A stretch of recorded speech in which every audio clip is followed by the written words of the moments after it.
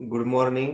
आज आपण NMS साठी सेट जो 2 नंबरचा पेपर आहे याच्यामधील जो गणित विषय आहे त्यातील शेवटचा आणि अतिशय महत्वाचा जो घटक आहे वर्तुळ, जीवा व कंस याचा अभ्यास करणार आहोत. पहिला प्रश्न पहा. ओ केंद्र असलेल्या वर्तुळात AB ही केंद्रापासून 8 सेमी अंतरावर जीवा आहे. समजा या ठिकाणी वर्तुळ काढलेला आहे. त्या वर्तुळाचा मी O हा केंद्रबिंदू घेतला आणि एक जीवा काढतो. त्या जीवेला AB नाव दिलेलं आहे आणि या जीवेचं केंद्रापासूनचं अंतर 8. जीवेचं केंद्रापासूनचं अंतर म्हणजे त्या जीवेवर केंद्रातून असा लंब टाकायचा पहा. समजा इथं OP नाव दिलं लंबाला आणि हे त्रिज्याशी जॉईन करून घ्या. तशीच OA पण त्रिज्या जॉईन करून घ्या.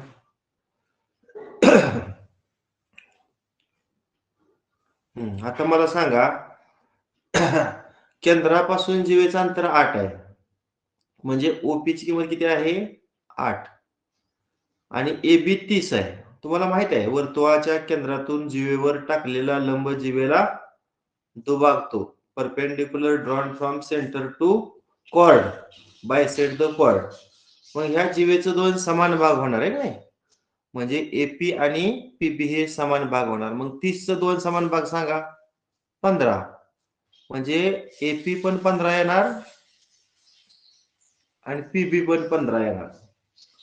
आता मला सांगा OB हा जो काटकोन त्रिकोण आहे इथं आपण पायथागोरसचा सिद्धांत वापरूया. काय करावं लागेल मग OB वर्ग काढण्यासाठी काटकोन करणाऱ्या बाजूंच्या वर्गांची बेरीज म्हणजे 8 चा वर्ग अधिक 15 चा वर्ग. सांगा 8 चा वर्ग किती 64 आणि 15 चा वर्ग 220 आणि ह्या दोघांची बेरीज 289. आता दोन्ही बाजूंची वर्गमूळ काढूया. 289 चा वर्गमूळ किती 17. असा हा कर्ण OB पण 17 आणि कर्ण OA पण 17. आता आपल्याला विचारलंय त्रिकोण AOB ची परिमिती. मग परिमिती म्हणजे तिन्ही बाजूची बेरीज. सांगा AOB च्या तीन बाजू कुठल्या पहिली बाजू OA दुसरी बाजू OB आणि तिसरी बाजू कुठली AB. मग OA ची किंमत 17 OB ची पण 17 आणि AB जीवा किती दिली तुम्हाला 30. 17 17 34 34 आणि 30 किती 64. बघा 64 सेमी म्हणजे पर्याय क्रमांक किती 3. हा जो प्रश्न आहे हा 2015-16 या वर्षी आलेल्या NMS परीक्षेतला प्रश्न होता. एका लघु कंसाचे माप 100 अंश तर त्याच्या संगत केंद्रीय कोनाच्या विरुद्ध कोनाचे माप किती. बघा सर्वसाधारणपणे 100 मी अशी आकृती काढतो.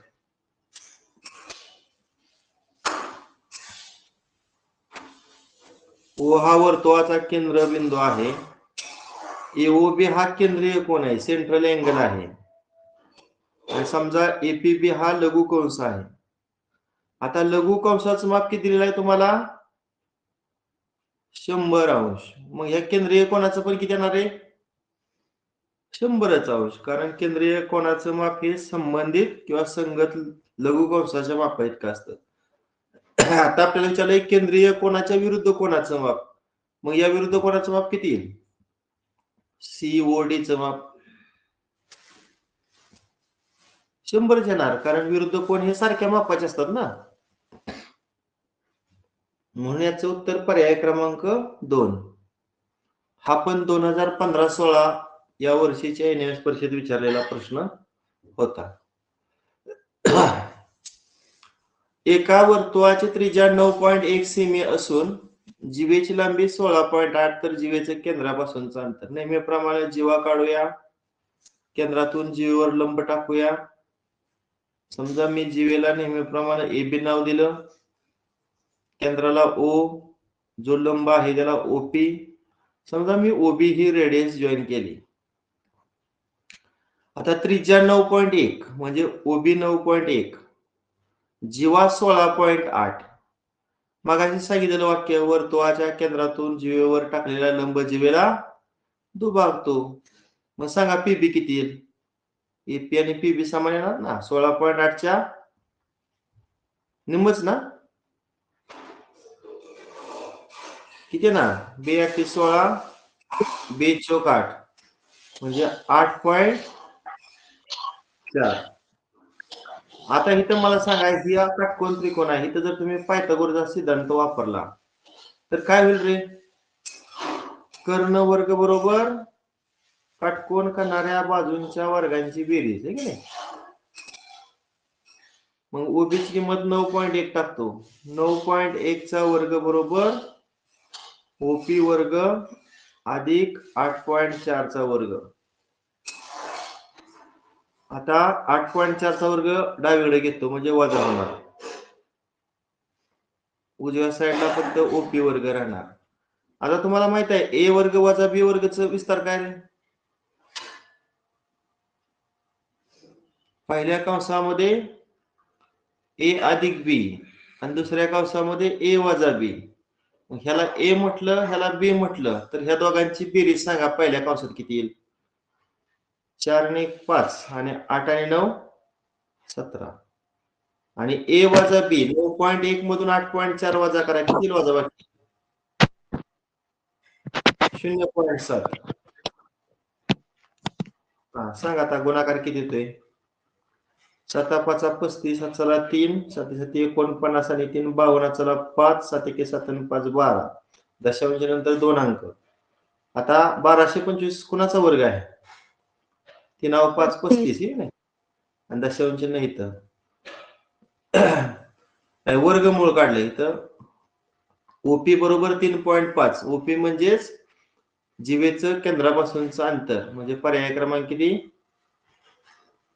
3.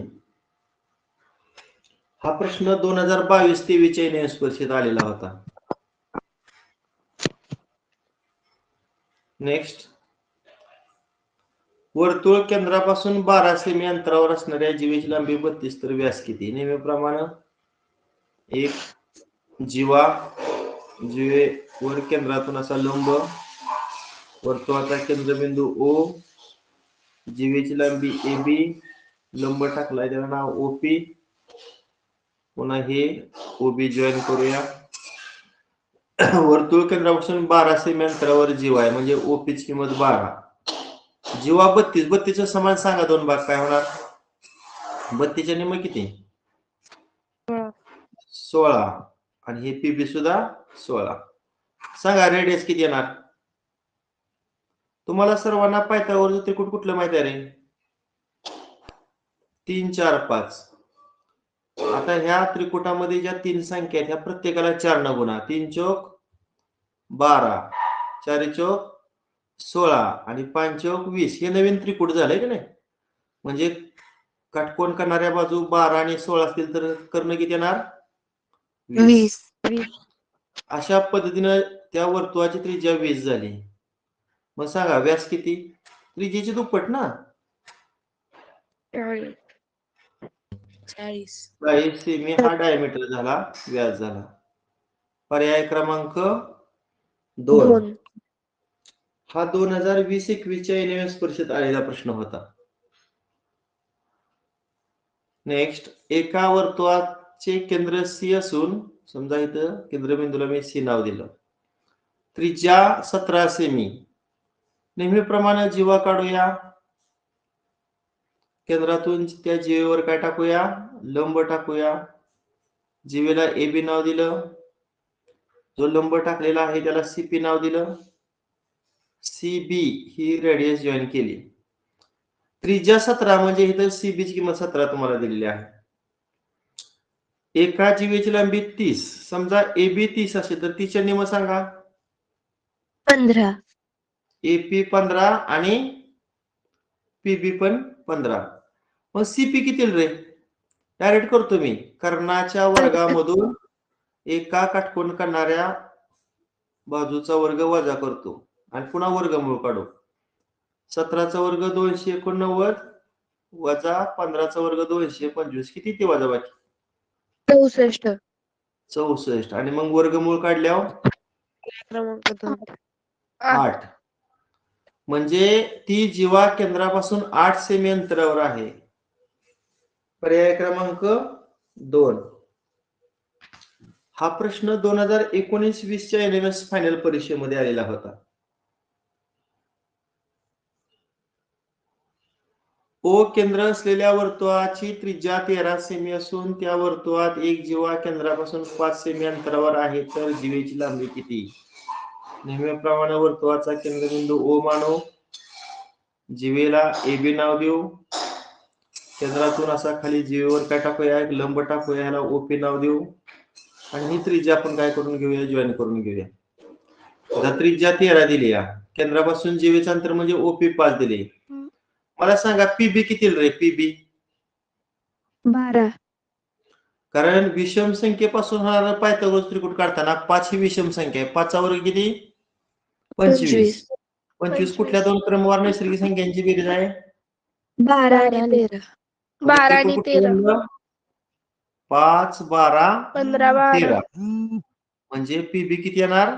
12. आणि 12. जेवढं पीबी तेवढंच एपी. आपल्याला पूर्ण जीवा विचारली, मग 12 अधिक 12 करा 24.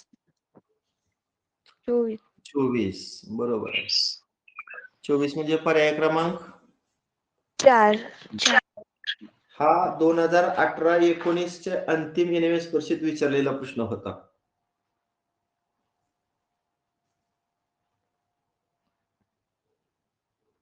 एका काटकोन त्रिकोणाच्या काटकोन करणाऱ्या बाजू 8 सेमी व 15 सेमी आहेत, तर त्या काटकोन त्रिकोणाच्या परिवर्तुळाची त्रिज्या जेव्हा परिवर्तुळ म्हणजे काय रे? कोण सांगतोय परिवर्तुळ म्हणजे काय? त्रिकोणाच्या तिन्ही शिरोबिंदूतून जाणाऱ्या वर्तुळाला परिवर्तुळ म्हणतात. आता काटकोन त्रिकोणाचं परिवर्तुळ म्हणल्यानंतर डायग्राम बघा मी कशी काढतोय. हीच आकृती कायम लक्षात ठेवायची, हीच काढायची. काटकोन त्रिकोणाचा जो कर्ण आहे तो वर्तुळाचा व्यास आला पाहिजे. काटकोन त्रिकोणाचा जो कर्ण आहे तो वर्तुळाचा काय आला पाहिजे? व्यास. बघा आता हा त्रिकोण तयार झाला. समजा इथं नाव दिलं A, इथं नाव दिलं P आणि इथं नाव दिलं B. APB काटकोन येणार का रे? का? कारण व्यास असल्यामुळं जो कंस APB आहे हे अर्धवर्तुळ झालं आणि अर्धवर्तुळात अंतर्लिखित कोन हा काटकोन असतो, म्हणून कोन APB हा काटकोन झाला. म्हणून त्रिकोण APB हा काटकोन त्रिकोण तयार झाला. आता काटकोन करणारी एक बाजू समजा PB 8 दिलेली आहे तुम्हाला आणि दुसरी काटकोन करणारी बाजू AP 15 दिलेली आहे. सांगा कर्ण किती येईल रे? पायथागोरस सिद्धांत वापरून पहा. कर्ण वर्ग बरोबर काटकोन करणाऱ्या पहिल्या बाजूचा वर्ग अधिक काटकोन करणाऱ्या दुसऱ्या बाजूचा वर्ग. 15चा वर्ग 225 आणि 8चा वर्ग 64. बेरीज किती? 289. दोन्ही बाजूची वर्गमूळ काढा. 289 चा वर्गमूळ किती? 17. म्हणजे पूर्ण AB 17 आलं. AB हा त्या वर्तुळाचा व्यास आहे, डायमीटर आहे. डायमीटर 17 आला. मग रेडियस किती? डायमीटरच्या निम्मी. 17ची निमपट करा. 8.5. B25 8.5 सेमीचा आहे का पर्याय? पर्याय क्रमांक 2. पर्याय क्रमांक 2. बरोबर आहे. हा पण 2018-19 च्या NMS अंतिम परीक्षेत आलेला प्रश्न होता. O केंद्र आणि त्रिज्या 3 सेमी असलेल्या वर्तुळात AB 3.4 म्हणजे हे 3.4 दिले आणि खालची जी जीवा आहे ती 4.3 दिलेली आहे. आणि या दोन जीवा केंद्राच्या एकाच अंगाला आहेत. OA आणि OP ह्यांचा गुणाकार किती? OA आणि OP. OA जर जोडलं तर OA काय आहे रे? कोण सांगते? OA ही वर्तुळाची त्रिज्या आहे आणि OP काय आहे? OP सुद्धा वर्तुळाची त्रिज्याच आहे. बरोबर ना? आणि मग तीच त्रिज्या तुम्हाला 3 दिली या. मग 3 गुणिले 3 हे उत्तर येणार. आहे का हा पर्याय पहा? पर्याय क्रमांक 2. पर्याय क्रमांक 2. 17-18च्या NMS फायनल परीक्षेतला हा प्रश्न होता. नेक्स्ट. आता केंद्रबिंदू O आहे, AB हा व्यास, CAB 40. आता एक मला सांगा, AB हा व्यास असल्यामुळं हा ACB कोण काय येणार आहे? काटकोन. कारण अर्धवर्तुळात अंतर्लिखित कोण काय असतो? काटकोन असतो. मग B चं माप किती आहे सांगा? B त्रिकोणाच्या तिन्ही कोणांची बेरीज 180. 40 आणि 90 130. 180 तून 130 वजा करा. 50. 50. हा आता बघा खालचं कुठलं कुठलं गुणधर्म बरोबर आहेत. माप कोण A लेस दॅन माप कोण B. सत्य का असत्य? सत्य. म्हणजे A चं माप हे B पेक्षा कमीच आहे ना. A चं माप 40 आहे आणि B चं माप 50 आहे. म्हणजे 40 हे 50 पेक्षा कमी. म्हणजे माप कोण A लेस दॅन माप कोण B. लेस दॅन सिम्बॉल पाहिजे, तर चुकून थोडं मिस्टेक आहे. बरं पुढं माप कोण A अधिक माप कोण B बरोबर माप कोण C. इथे काय बेरीज? A चं माप 40 आहे, B चं माप 50 आहे आणि बरोबर C चं माप तर 90 आहे. 90 बरोबर 90 येते की. म्हणजे हे 2 नंबरचं विधान सुद्धा कसं आहे? सत्य आहे. माप कोण C बरोबर माप कोण D. आता D म्हणजे इथं AD आणि इथं BD जोडलं मी समजा, तर हा पण काटकोन येईल. कारण जसा कंस ACB अर्धवर्तुळ आहे, तसंच कंस ADB सुद्धा अर्धवर्तुळ कंस आहे. अर्धवर्तुळातील अंतर्लिखित काटकोन असतो. म्हणजे C चं माप जर 90 आहे तर D चं पण 90. म्हणजे हे सुद्धा विधान कसं आहे? सत्य. आणि D शेवट पहा, AC आणि BC लंब. AC आणि BC लंब आहे की बरोबर. AC आणि BC मध्ये काटकोन झालाय, म्हणजे ते 2 लंब आहेत. मग कुठला पर्याय बरोबर बघा? अचूक विधान. सर्व विधाने बरोबर. पर्याय क्रमांक 3. पर्याय क्रमांक 3. हा 2017-18च्या NMS फायनल परीक्षेत विचारलेला प्रश्न होता. बघा मी मागच्या 15 वर्षातील NMS फायनल परीक्षेत त्या घटकावर विचारलेले प्रश्न सगळे एकत्रित केलेले आहेत आणि त्याच्यावरच ऑनलाईन तासिका घेतोय. जीवा PQ ही वर्तुळ केंद्र O पासून D इतक्या अंतरावर आहे. आता पहिल्यांदा एक असं वर्तुळ काढतो मी. समजा इथं मी अशी जीवा काढली, इथं असा लंब टाकला. नेहमीप्रमाणे केंद्राला O नाव दिलं, जीवेला त्यांनी सांगितल्या पद्धतीने PQ नाव दिलं. आता हे OQ जर जोडलं तर OQ ही वर्तुळाची काय बनली? त्रिज्या. आणि जीवा केंद्रापासून D अंतरावर दिलेले आहे. समजा ह्या लंब टाकला, त्याला OT नाव दिलं. OT अंतर D तुम्हाला दिले, स्मॉल d. आता मला सांगा, या काटकोन त्रिकोणात मी जर पायथागोरसचा सिद्धांत वापरला तर काय रे PQ वर्ग काय सांगा बरं?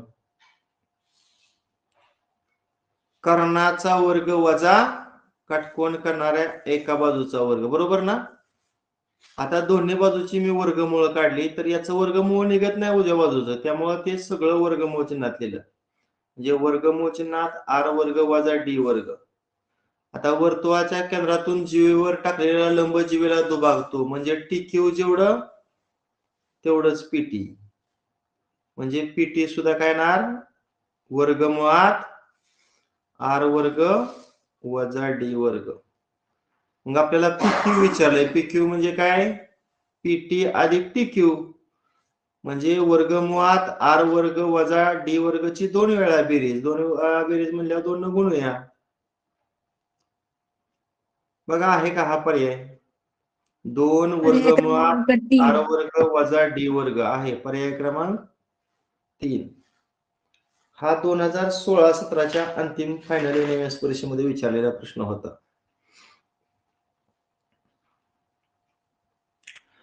नेहमीप्रमाणे ओ हा वर्तुळाचा केंद्रबिंदू. एक जीवा मी खाली दाखवतो. समजा मी माझ्या मनानुसार AB नाव दिलं जीवेला. केंद्रातून खाली असा जीवेवर लंब टाकला, त्याला OP नाव दिलं. ही त्रिज्या जोडली OP नावाची. आता 60 सेमीची जीवा आहे. मग जीवेचे दोन समान भाग सांगा. 60चं निम्म AP 30 आणि PB सुद्धा 30. जीवा केंद्रापासून 16 सेमी अंतरावर आहे, म्हणजे OP अंतर किती दिले? 16. आता OB किती? आता काय करावं लागेल? पायथागोरसचा सिद्धांत. कर्ण वर्ग बरोबर काटकोन करणाऱ्या एका बाजूचा वर्ग अधिक काटकोन करणाऱ्या दुसऱ्या बाजूचा वर्ग. मग 16चा वर्ग किती? 256 आणि 30चा वर्ग 900. किती आली बेरीज? 1156. आणि दोन्ही बाजूचं वर्गमूळ काढा. याचं वर्गमूळ येते 34. किती ते? 34. म्हणजे पर्याय क्रमांक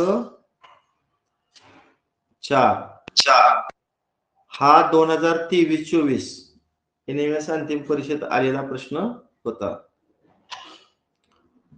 घटक सोपा वाटतोय का अवघड तुम्हाला हा? सोपा. बर. आजच्या तारखेला या ठिकाणी आपण गणितातील सर्व प्रश्न मागच्या 15 वर्षात आलेले संपवलेला आहे. बुद्धिमत्ता झालेला आहे. इतिहास, नागरिकशास्त्र, भूगोल, विज्ञान, गणित या विषयाच्या ऑनलाईन टेस्ट सोडवलेल्या आहेत. भरपूर अभ्यास करताय तुम्ही. त्यामुळं आजचं आपलं हे NMS शेवटचंच लेक्चर असेल. सर्वांना परवा होणाऱ्या NMS परीक्षेसाठी माझ्याकडून खूप खूप शुभेच्छा. आपण गेले 9 महिने फार कष्ट घेतलेलं आहे आणि या कष्टानुसार आपल्याला चांगलं यश मिळावं ईश्वरचरणी प्रार्थना करतो. थांबतो. धन्यवाद. Okay, bye. Bye sir.